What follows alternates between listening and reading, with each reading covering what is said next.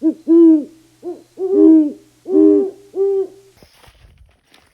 good morning. This is John from Split Rock Ranch in Arizona. I am doing a little lazy Sunday maintenance. I don't know if you'd call it work, I guess, but time to grease some stuff. So yeah, I got a Minnesota accent. Sorry about that. I escaped fair and square.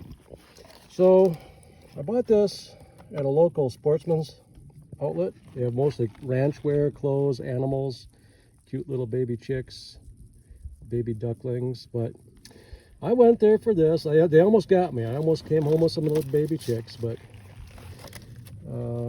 back on point. This was actually a good price point. I was amazed this little mom and pop shop in Sholo, Arizona had this for like $229. Now, Harbor Freight, the Hercules and the Bauer ones, they are, if you get them on sale, they're like $100. Then you got to spend like $100 for the battery and charger. So and they're okay brands. They're probably all the same for all I know, but this comes with a nice case.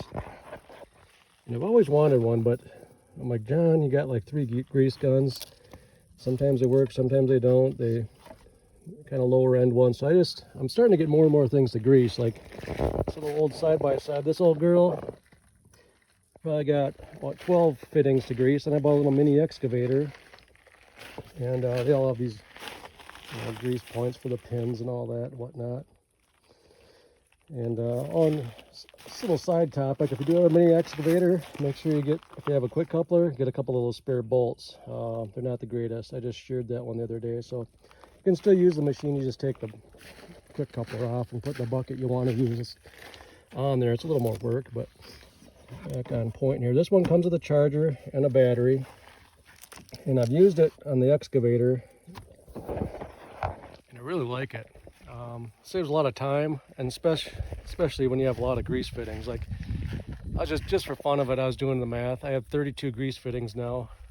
My old Dodge here, Jaxie, JXE. I named her Jaxie. So yeah, all the U-joints, all the drive line, they're all Zerk fittings.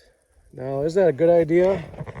Maybe if you're up on your maintenance, but the Zerkless ones will last plenty long too. I've had good and bad luck with the Moog brand lately on Rock Auto, but as long as you grease them, I mean, theoretically it pushes the old grease out and you can get a little more longevity as long as you stick to the maintenance. And this helps make that a little easier. When you're up in a tight little spot and you have to get something greased, you don't have to sit there and pump something. You can just pull the trigger and away it goes. But it's a good value, I think, so I absolutely love it. It's a little vinyl inside, so if you get any grease, I haven't even looked at the manual like most things. I'm guessing this is what you do. That's what this thing's for, but I don't know, maybe this goes here.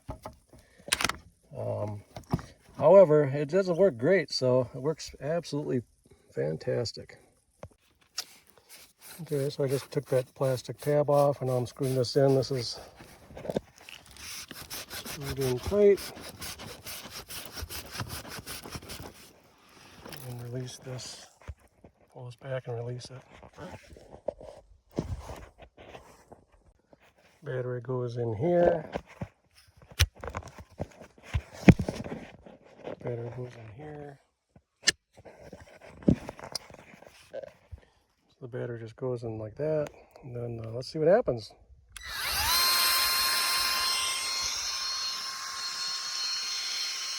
It'll take a while.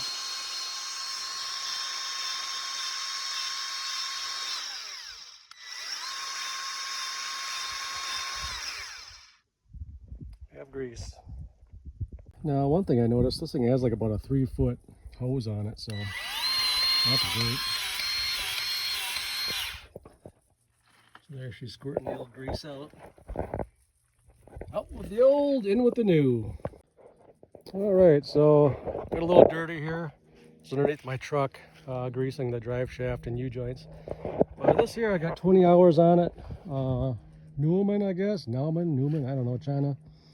I did have my first breakdown. It was there's a quick coupler that can go in between here. So you can just unthread like one big long 6-inch bolt, and then you can drop these buckets so you don't have to take these two bolts out. It's not that much more work just not using it. It gives you a little more reach, depth, but the bucket's a little wobblier. There's a little play in that. So anyways, I sheared that bolt. It does come loose. It's a 22 millimeter. I keep tightening it. But anyways, this is the grease video. So I'll get back on point. You'll notice sometimes I go on little side tangents as my mind wanders, but that's what happens when you retire. You get to think. So back to this. Let me know what you guys think about these grease fittings. When I first came out, I got my ball joints for F-150 or something, and I'm like, what is this? But it's like a zero clearance, so they don't snap off. At first, I thought, what a piece of crap, but I mean, they do work. My machine came with this thing. Harbor Freight has the adapters too, really cheap. So some of them where it's a risk of shearing off from a rock or something, they put these low clearance ones on. There's another one up there. So I greased all those the other day. I won't go through that, but now I have to do the, I don't know what that is. I'll do the normal ones. There is no cap for these. That's the bad thing, is you're just going to be pounding dirt into the ball if you don't clean it out. So, I mean, if you use brake cleaner, you're going to wash the grease away. So I guess just wipe them off. But I do have a couple normal Zerks I got to touch up. I found another one I never greased underneath this cover here. These covers have, let's see, this one here, it must be this one. Oh, there's exposed if it's at the right angle, so that's good. I don't have to take that cover off, so I gotta get this one yet. So there's probably 37 grease fittings on this thing. And let's start with these here. I've never greased these yet. And let's see how tight this is.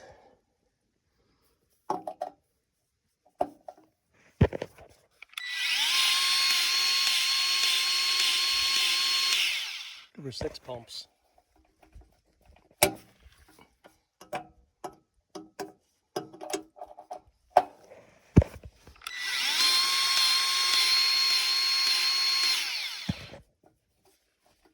It's a little tight right there. Put the little nipple caps back on. I don't even know what that goes to. Probably the turret. I don't know.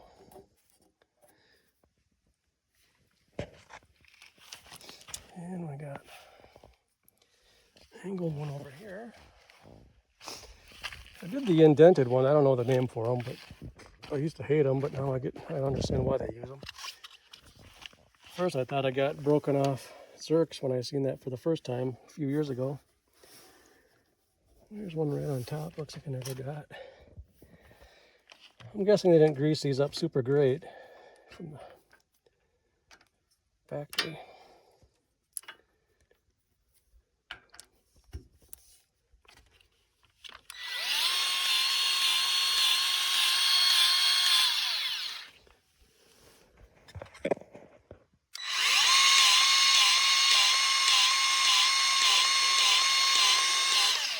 There she's oozing out.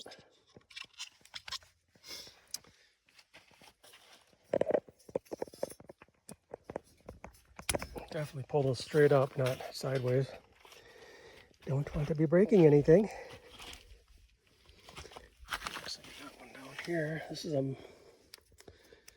This one looks like it could be at risk of being broken off if I don't pay attention to what I'm doing here. This should actually be on the other side, in my opinion.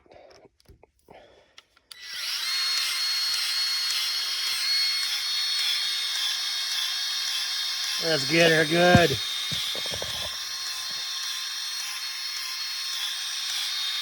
Can't over grease these, there's no seals or nothing. Oh, there she goes. And one thing about myself is I have a wide range of different experiences, and by no means am I a know-it-all. So if you have some better knowledge, please share it with everybody. That's how we learn. We're continual learners, right? But I was a former plant manager.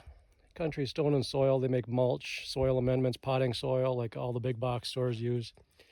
And that was a great job. That was great people to work with, great owners. And I don't know if they're even still around, but my point is working with heavy machinery, changing tracks on dozers, big real excavators, 40-ton machines are big equipment. And they always taught me, John, grease is cheap. Replacing hydraulic cylinders, pumps, not checking your hydraulic fluid, that gets expensive. So over the years, as I train the new guys, I'd try to instill that in them, and it's really good advice because they are correct. Grease is cheap. And really with heavy equipment here, unless there's a ball joint or a rubber seal to blow out, you can't over grease anything. I might make a mess, I might get dirty, but anyway. Here's the diesel fuel on this side. And then